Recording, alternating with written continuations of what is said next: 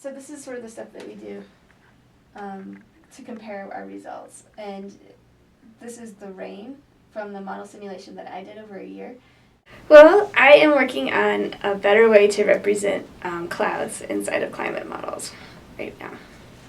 And one of the problems with climate models is that we can solve all of the equations of physics, but we have to do it on a grid that's pretty big. Most of these grid squares are the size of like Denver to Kansas, like eastern Colorado.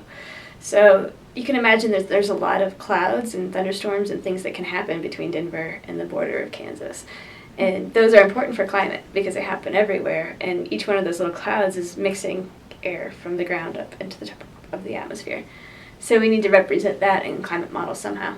To learn about different types of clouds and thunderstorms and try to find the best way to put those into a climate model. So I really love learning different things about clouds and storms and rain and thunderstorms. And this right here is sort of an example of what makes up a cloud. Clouds are made out of liquid water. It's actually just like a lake or a stream, but floating in the air, which is totally crazy. And you can feel it, it's wet, right?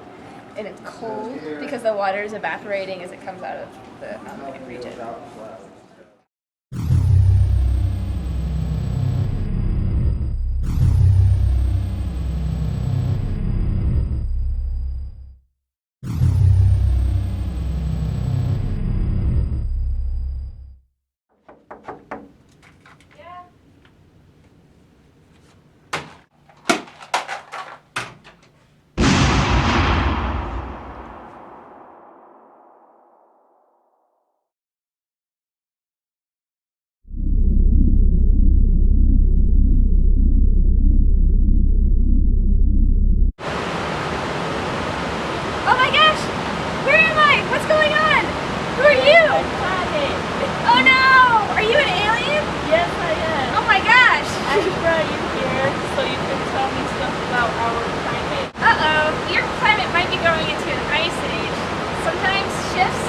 Either the atmospheric constituents or the solar forcing can cause your climate to go into an ice age. It can be really bad. What do you think will happen? Well, during an ice age, snow and ice builds up over a long time, and that reduces the amount of heat that the planet can absorb because it's all reflected back to space. So nothing can melt the snow and ice. It becomes a really long, cold period in the planet. Is there anything we can do? Well, we can find out what's causing the ice age to start, and that will give us a better idea if there's a way to prevent it before it happens. How can you tell how the ice age started? Well, you need to do lots of measurements of your atmosphere and maybe build a climate model to find out. Can you tell me how to build a climate model? I can tell you how to build a climate model.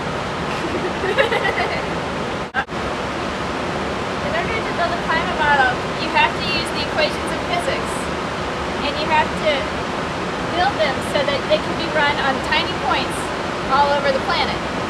This is how we do it here on Earth. We write all of the equations of physics up into lots of Fortran code, and we run them on our supercomputers. When you solve the equations of physics, then you can learn about how the climate is behaving and how it could change in the future.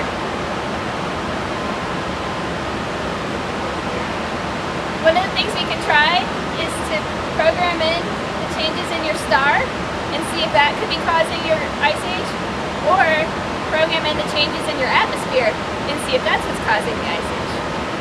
And then, if it's because of pollution in your atmosphere, you can cut back on what's causing the pollution, and that might prevent the ice age from happening. If there's pollution, what can we do to stop it?